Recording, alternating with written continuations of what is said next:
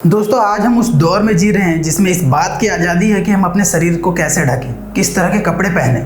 लेकिन अगर इतिहास के पन्नों को पलटें तो एक ऐसी सच्ची घटना या कहे कहानी दबी हुई है जो आपके रोंगटे खड़े कर देंगे। और ये घटना एक ऐसी आदिवासी महिला की है जिसने इस समाज की एक ऐसी कुप्रथा के खिलाफ अपनी आवाज़ बुलंद की जिसमें उस आदिवासी महिला को अपने स्तनों को काट कर देने पड़े। जी हाँ, हम केरल की नंगेली के बारे में बात कर रहे हैं। केरल के तटवर्ती इलाकों में एक ऐसा वक्त था जब निचली जाति की महिलाओं को यह हक नहीं था कि वे अपने कमर से ऊपर का हिस्सा ढक सके। उन्हें स्तन तक ढकने के लिए टैक्स देना पड़ता था, जिसे मूलकरम यानी कि ब्रेस्ट टैक्स या स्तन कर के नाम से जाना जाता था। केरल और तमिलनाडु के लोग इस कुरीति से मुक्ति पाना चाहते थे। इसके खिलाफ एक आदिवासी महिला नंगेली ने अपनी आवाज़ बुलंद की, लेकिन उसके बदले उसे अपने स्तनों के साथ अपनी जान भी गंवानी पड़ी। जोहार दोस्तों, आप सभी का एक बार फिर से स्वागत है आपके आदिवासी यूट्यूब चैनल ट्राइबल टीवी पर। अगर आप भी इसी तरह आदिवासियों से जुड़े वीडियोस को देखना चाहते हैं तो हमारे इस चैनल के साथ जुड़ जाएं ताकि आपको आदिवासी की सारी खबर मिलती रहे। दोस्तों बात है करीब 150 साल से भी ज़्यादा पुरानी। उस समय केरल के बड़े भाग में त्रवणकोर राजा का शासन था। यह वो दौर था जब जातिवाद समाज पर बुरी तरह से हावी था। निचली जातियां शोषित थी और उच्च जाति वाले खुद को उनका मालिक समझते थे। छुआछूत, सामाजिक व्यवहार जैसी कई चीज़ें आम थी। इसी क्रम में एक और गंदा नियम था जिसके अनुसार निचली जाति की महिलाओं को स्तन ढकने का अधिकार नहीं दिया गया, यानी उस क्षेत्र में उच्च वर्ग की महिलाएं ही स्तन ढक सकती थीं। निचली जाति की महिलाओं को सार्वजनिक स्थलों पर भी मर्दों की तरह ही स्तन ढके बिना ही काम करना होता था। यह फुअड़ रिवाज सिर्फ महिलाओं पर ही नहीं बल्कि पुरुषों पर भी लागू था। उन्हें सिर ढकने की परमिशन नहीं थी। अगर वे कमर के ऊपर कपड़ा पहनना चाहे और सिर उठाकर चलना चाहे तो इसके लिए उसे अलग से टैक्स देना पड़ता था। यह व्यवस्था उच्च जाति को छोड़कर सभी पर लागू थी, लेकिन वर्ण व्यवस्था में सबसे नीचे होने के कारण निचली जाति की दलित महिलाओं को सबसे ज़्यादा प्रताड़ना झेलनी पड़ी। दोस्तों श्री शंकराचार्य संस्कृत विश्वविद्यालय में जेंडर इकोलॉजी और दलित स्टडीज़ की एसोसिएट प्रोफेसर डॉक्टर शिवा के बताती है कि यह नियम कई तरह के आदिवासी समूहों और जनजातियों के लिए बनाया गया था। अगर निचली जाति की महिला स्तन ढकना चाहे तो उसे क्षेत्रीय आर्थिक विकास के मामले देखने वाले अधिकारी के पास जाकर कर जमा करना जरूरी था। अगर कर नहीं दिया तो स्तन नहीं ढका जा सकता था, और कर लेने की प्रक्रिया इतनी घिनौनी थी कि अधिकारी दलित महिलाओं के स्तनों को अपने हाथों से छूकर नापते थे। जितना स्तन बड़ा होता था उतना ज़्यादा ही कर देना पड़ता था। हम जिस दौर की बात कर रहे हैं उसमें निचला वर्ग गरीब था, इसलिए महिलाओं ने इज्जत को दांव पर रखकर स्तन ढके बिना ही जीना स्वीकार किया। केरल के हिंदुओं में जाति के ढांचे में नायर जाति को शूद्र माना जाता था, जिनसे निचले स्तर पर एड़वा और फिर दलित समुदायों को रखा गया था। डॉक्टर शिवा बताती हैं कि इस नियम के पीछे तर्क थी कि नीची जाति की महिलाएं खुद को कभी ऊंचे जाति के बराबर ना समझे, ताकि ऊंची जाति के लोग खुद को गर्व महसूस कर सके। कई वर्ग की जातियों में तो ये भी था कि महिलाएं मंदिरों में जाकर भगवान की मूर्ति के सामने जाने पर स्तन से पर्दा हटा देती थी, लेकिन निचली वर्ग की महिलाओं के लिए तो उच्च जाति का मर्द भी उच्च सीन था, इसलिए उन्हें स्तन पर पर्दा डालने का अधिकार नहीं मिला।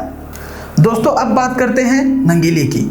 नीची जाति के नंगेली को इस नियम से आपत्ति थी। हालांकि उसकी माँ, दादी, बहनें और परिवार की सभी महिलाएं इस नियम से मजबूरी में पालन करती आ रही थी, पर नंगेली के लिए यह शर्मनाक था। इसलिए नंगेली ने स्तन पर पर्दा डालना शुरू कर दिया।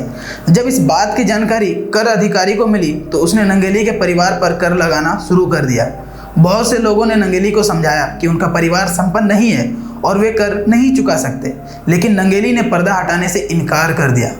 एक बार जब कर अधिकारी नंगेली के घर कर मांगने पहुंचे तो उसने पाया कि वह पूरी तरह से ढकी हुई है और स्तन पर पूरा पर्दा भी है। अधिकारी ने उससे कर के साथ दंड शुल्क भी मांगा, लेकिन नंगेली ने देने से इनकार कर दिया। उसने कहा कि वह अपने शरीर की इज्जत और उसे ढकना या खुला रखना यह उसका निजी मामला है। जब अन्य वर्ग की महिलाओं को यह अधिकार है कि वे खुद को अपने हिसाब से सहेजे तो फिर हमें क्यों नहीं। अधिकारी ने नंगेली पर दंड शुल्क और बढ़ा दिया। इसके साथ ही कर ना चुकाने पर सजा देने की भी बात कही। नंगेली के परिवार ने कर अधिकारी से उसके जीवन की भीख मांगी। कर माफ करने के लिए खुद को गिरवी रखने के लिए भी तैयार हो गए, पर अधिकारी नहीं माना।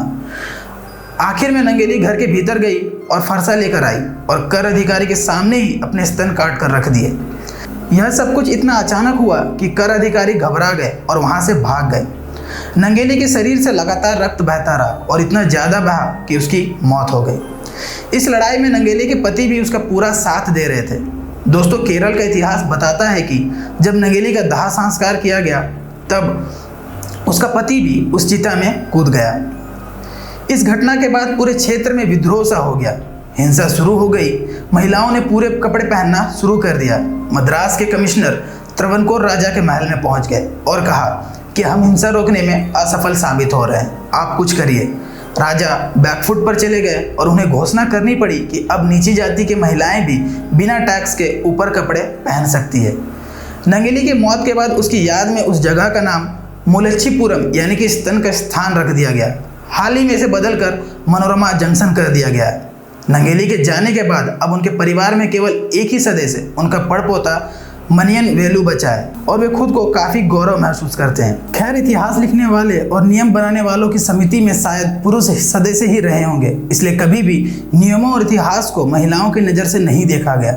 क्यों इसके नियम महिलाओं और पुरुषों के लिए एक समान नहीं है? क्यों दो जातियों के बीच इस अंतर को बरकरार रखा गया? क्यों आज भी मैला उठाने की परंपरा कहीं किसी कोने में जीवित है? क्यों सीवेज साफ करने की जिम्मेदारी आज भी उन्हीं पर है जिनके पुरखे उच्च जाति के घरों का मैला धोते थे? दोस्तों, अब जब किताबों में नए रोल मॉडल को शामिल किया जा रहा है तो फिर आदिवासी महिला नंगेली के इतिहास से भी बच्चों को परिचित करवाना बहुत ज़रूरी है। नंगेली की कहानी से इतना तो साफ है कि इतिहास में काफ़ी ऐसे कहानी दबे हुए हैं जिन्होंने अपने समय और सदी में अपने अपने तरीके से इतिहास को बदला। यह कहानी शायद आपको विचलित करे, लेकिन इतना जरूर कहूँगा कि आदिवासी पुरुष हो या महिला, सभी ने अपना योगदान इस समाज में उतना ही दिया है जितना आपको बाकी लोगों के बारे में किताबों में पढ़ाया जाता है। और यह कहते हुए बहुत दुख होता है कि आज भी इस इतिहास में इन आदिवासी महान पुरुषों और महिलाओं को जगह बहुत कम मिली है। तो दोस्तों, आपको यह कहानी कैसी लगी? आप अपनी प्रतिक्रिया हमें कमेंट बॉक्स पर जरूर दें और ऐसे ही वीडियोस के लिए हमारे साथ बने रहें। तब तक के लिए देखते रहें ट्रैवल टीवी। जोहार, जय हिंद दोस्तों।